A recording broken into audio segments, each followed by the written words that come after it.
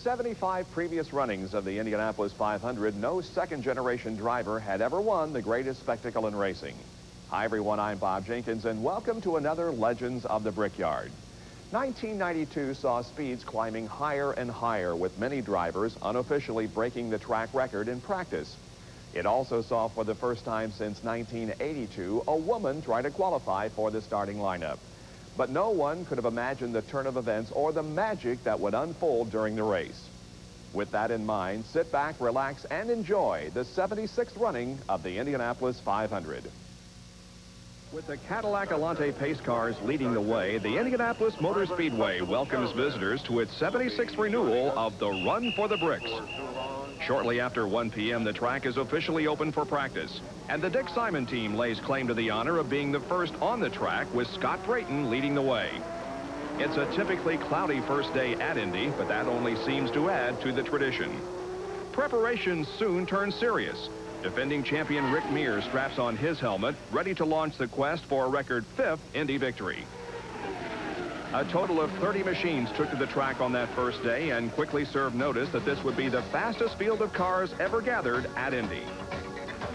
First day speed honors went to Jim Crawford at over 229 miles an hour. Day 2 saw Michael Andretti head the list at a speed of over 226 miles an hour. The yellow flag waved for Fabrizio Barbazza as he smacks the wall in turn 1. Day 3, Jim Crawford, 233 miles an hour. The fourth day, Scott Brayton spins out of turn 4. Buddy Lazier brought out a yellow. Paul Tracy slaps the wall in turn 1, and Roberto Guerrero tops the speed chart for the day at just over 230 miles an hour.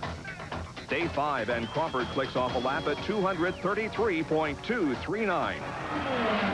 But one of the most frightening moments occurred when Rick Mears careened into the wall in turn 2. Rick suffered a minor fracture of the foot and a sprained right wrist. 5:40 p.m. saw Kenji Momota lose control in 4. Three-time Formula One champion Nelson Piquet found the speedway to his liking, reaching speeds in excess of 228 miles per hour.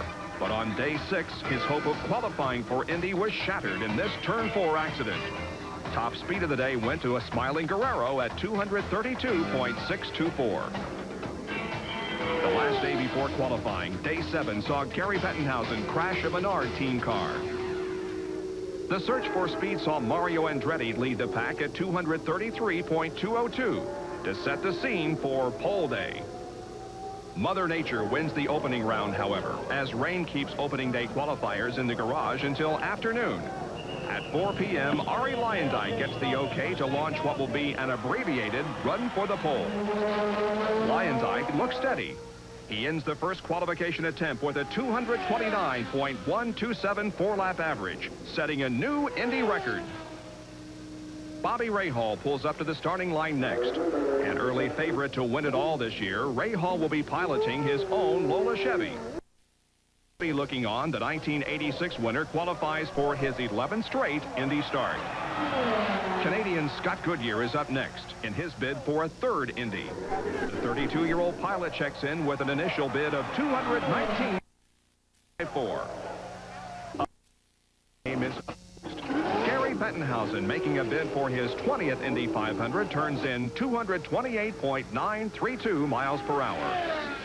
And then it's Al Unser chassis carrying his Chevy power plant. At 30 years old, he'll already be starting his 10th straight Indy. With the track cooling and the day growing short, Roberto Guerrero takes to the track in the Kenny Bernstein Lola Buick. Throughout the Brickyard, attention slowly focuses on the easygoing Colombian. There's soon no doubt that Guerrero is back, big time. With each lap faster than the first, Guerrero blisters all records. He's on the pole with a blazing 232.482 average. Mario Andretti manages one lap over 230 miles an hour, but has to settle for a 229.503.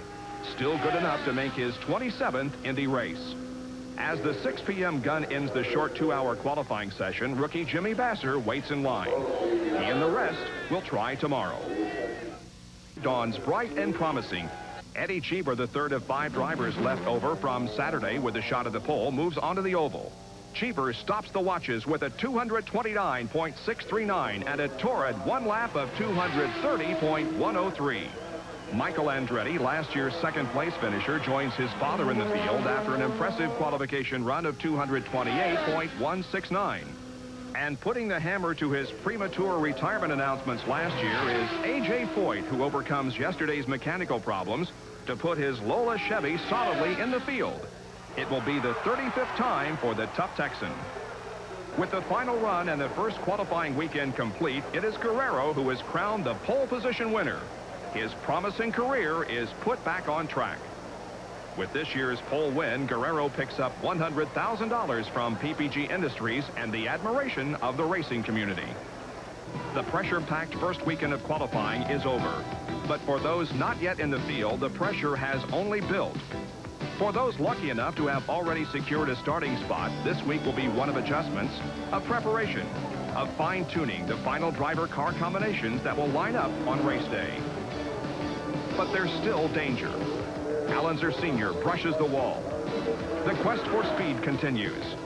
By tenths of a second, teams measure their performance and adjust their machines yet again for another tenth of a second. If you can't grow your own, speed is even for sale with another team's backup. On the eve of the final weekend of qualifying, Philippine rookie Joby Marcelo gets too low in turn 1 and slams the wall. Speed is no respecter of fame. Even Speedway veteran Pancho Carter is a victim in his quest for an 18th Indy 500 start. But time moves relentlessly on. Battling a clock ticking toward final qualifying weekend, those still searching for speed face final judgment. For racing fans everywhere, the ultimate loss has already taken place. Joby Marcelo, the only Philippine to ever challenge the Brickyard, has died from his practice crash injuries. The second weekend of qualifying opens bright and promising. And for Lynn St. James, seeking to be only the second woman to qualify at Indy, the day brings elation as she secures a spot in the field.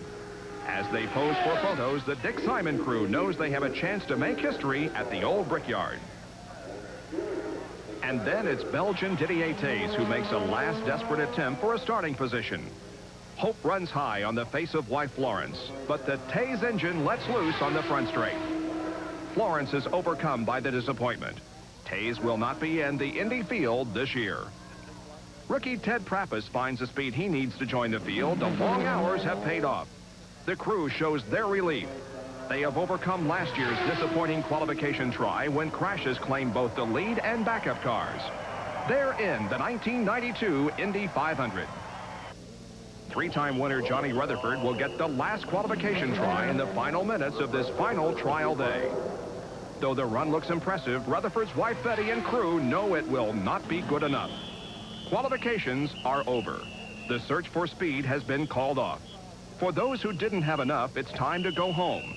For those who did, it's time to close the doors for final preparations. The search for speed is over, but the search for victory has begun. Emerges with the ultimate surprise, a day of clouds and a 38-degree wind chill temperature. Weather will be a factor in this 76th annual Run for the Bricks, if only because teams never planned on such a reversal from the month's sun and high temperatures. Crews rising long before the sun begin to make their way to the track to practice pit stop skills and calm their own nerves. Engines are checked, settings are adjusted. Even the filling of fuel tanks is an art that's practiced and tuned. Tradition has moved with subtle but increasing tension to this one moment. It's time for drivers to enter their machines. It's race day, and the race for the bricks is about to see the ultimate tradition, the green flag. Well, ladies and gentlemen, the moment for the words we have been waiting to hear has arrived. Ladies and gentlemen, start your engines.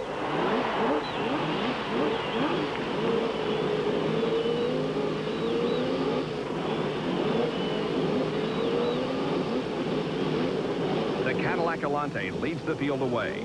The snarling engines scream at the driver's command.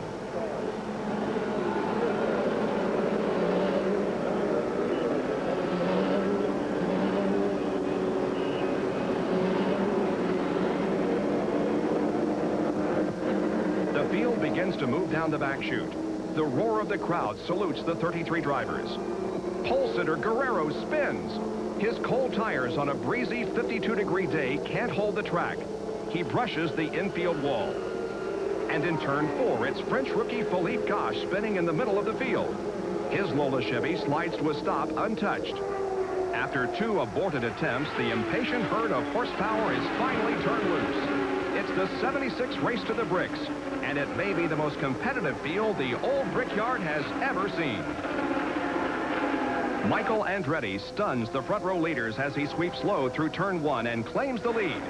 Right behind is his father, 1969 winner Mario Andretti, the senior of the 4-member Andretti clan in this starting field. There are 10 former Indy winners in today's race, representing 20 victories. There are 7 rookies, including the first woman to qualify for the race since 1979, Lynn St. James. Michael looks unbeatable. And for Andretti fans, the hope is born that this may be the long-awaited change in Andretti fortunes at Indy. A caution flag flies for the blown engine on the Lola Buick of rookie Eric Bachelard. Mario Andretti also has a problem.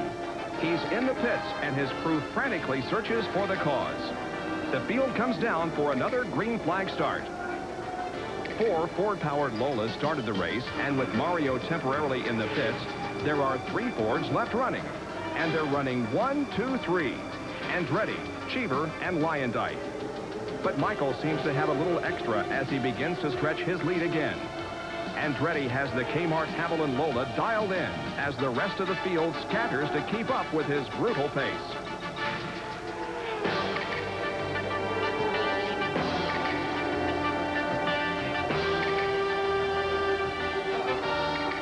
The field moves down the front stretch. It's Tom Sneva into the wall.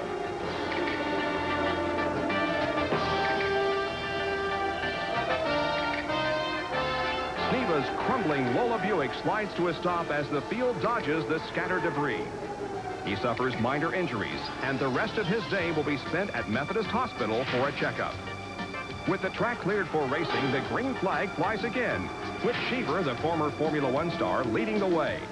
But his lead is short-lived as Michael and Scott Brayton make it 3 abreast. Michael reclaims the lead in turn 1. There's only one position Andretti wants to be in, and that's the number 1 spot. He's running every lap like it is the last lap of the race. He's giving the competition no breaks, watching them fade away in his rearview mirror. The Andretti pace is beginning to take its toll on the field.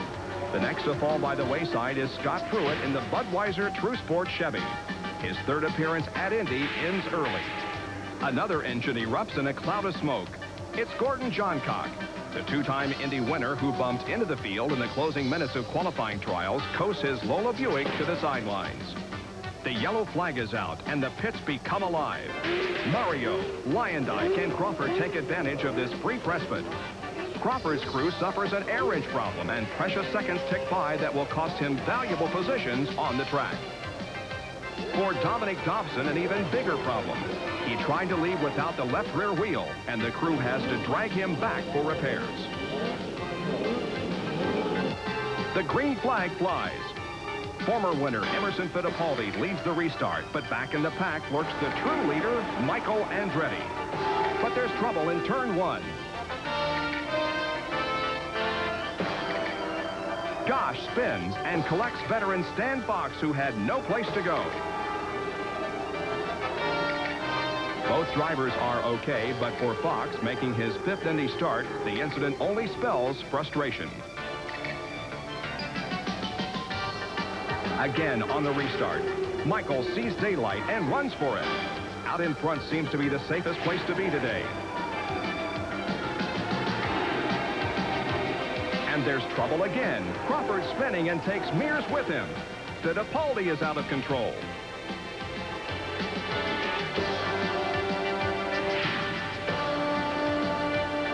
For car owner Roger Penske, it's a double nightmare.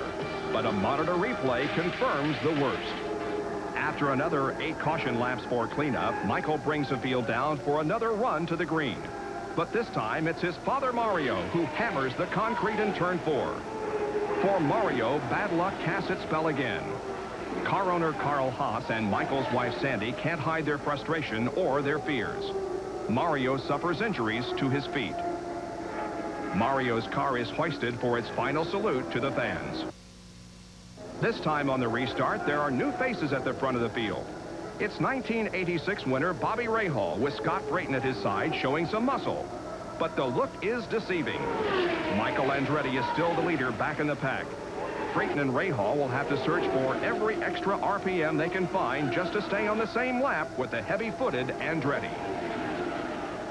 Michael's Ford has been hitting speeds of 229 miles an hour. Last year he led for 97 laps before losing to Mears by just 3 seconds. Brayton, who has been running as high as second in his Buick, finds his engine won't make the distance. He pulls his smoking machine on the pit road.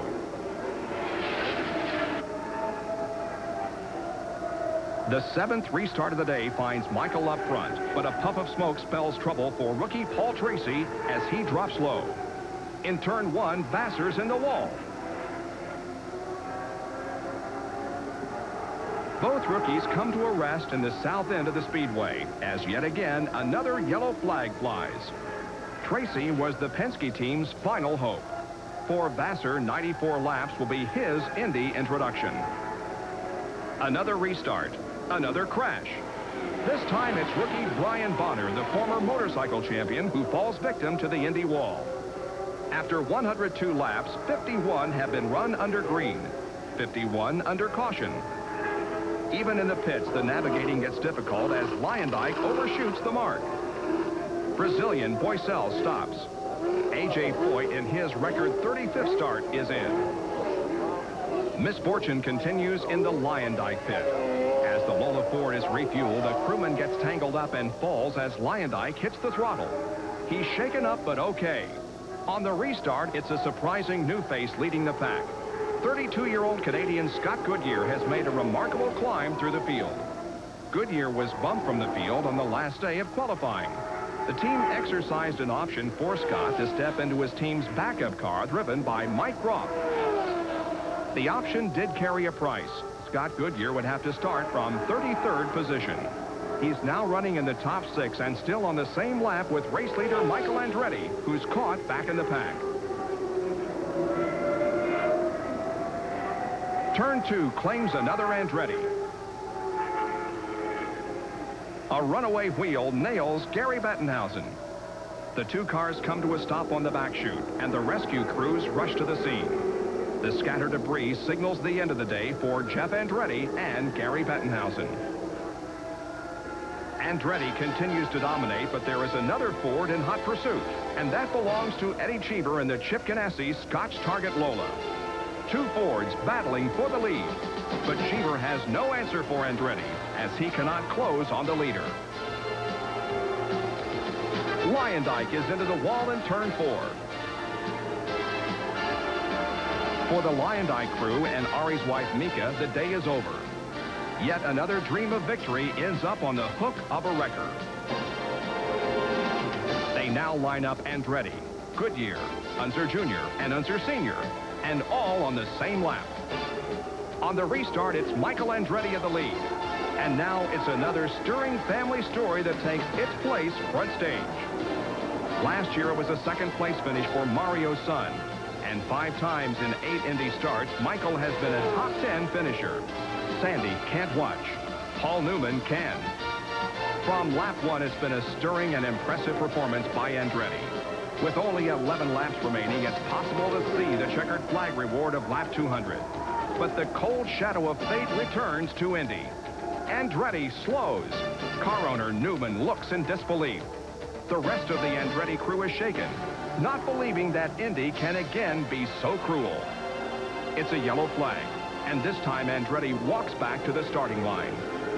Sandy Andretti says it all. I can't believe it. And suddenly it's a new race. The old script has been thrown out and a new cast takes the stage. There will be a conclusion that no one would have expected just minutes ago. The new players will be Al Unser Jr. and Scott Goodyear, and what high drama this one will be. Nails. With 2 laps to go, let's pick up the call of the Indianapolis Motor Speedway Radio Network. 2 more laps to go. Will it be Al Unser Jr. or Scott Goodyear in the 500? Al Unser Jr.'s won almost $1.5 million here, but he's never won the race, and he's got a lot of work to do. Already in the short chute, that gap gets closer, Gary. Keep those cameras ready. We can have a photo finish once again, about 3 or 4 car lengths as they work down the backstretch. Who's it going to be in turn 3, Larry? 7 Indianapolis 500 victories already in the Unser family. Al Jr. trying to add one more. It's about a 2-car length advantage on Goodyear this time through 3. They head into turn 4. Little Al holding him off. Scott Goodyear right behind him. Just over a lap to go. They head to the main straightaway. The start-finish line. Who's going to get it? Dwayne Sweeney waves the white flag. 1 to go. A 3-car length separation between Unser and Goodyear. And that's how they come through number 1. The gap gets closer and closer and closer in front of Gary Lee. Indeed, about 3 or 4 car lengths as they work off the second corner for the last time. Headed down the backstretch. Headed right at you, Larry Henry. Scott Goodyear tucked right in behind Al Unser Jr. Goodyear low, Jr. high. They go to 4, Bob Blaney. Al Unser Jr. has the lead. 1 more turn to go. Here they come. Coming to the finish line. Bob Jenkins, who's going to win it? The checkered flag is out. Goodyear makes a move. Little Al wins by just a few tenths of a second. Perhaps the closest finish in the history of the Indianapolis 500. The Unser crew erupts. What a long wait it has been for this moment. And what a warm, sweet change from the devastating disappointment of 1989. It's jubilation, it's excitement, it's vibrations that are felt only when the ultimate in life is attained. As he completes his victory lap, Unser coasts into victory lane where the traditional but wild celebration will officially begin. The closest finish in Indy history. What were those last 2 laps like? Once the green flag waved off that last yellow, I never lifted, not once, until coming around for the checkered in turn 4, because I was starting to get a little loose, and I lifted that one little bit, and man, he got a run on me like you wouldn't believe. So Scott definitely did a great job. For Lynn St. James, it was an impressive and historic run. She finished 11th and was named Rookie of the Year. For another year, the quest is over. And for the Gallus-Craco Valvoline team, it's a dream come true. The thrill of knowing that this year they were the story in the race for the bricks. The 43 thousandths of a second margin of victory was the closest in Speedway history, and it marked the first time that a second-generation driver had won. Along with the victory, Al Unser Jr. picked up $1 million, and that moved him to 3rd on the all-time earnings list behind his father Al Sr. and Rick Mears. At 45, Lynn St. James was the oldest rookie ever in the field at Indianapolis, and her 11th place finish earned her Rookie of the Year honors. The 13 caution flags reduced the average speed to 134.477. That was the slowest since 1958. I hope you enjoyed the 76th running of the Indianapolis 500. I'm Bob Jenkins. Join us again for another Legends of the Brickyard.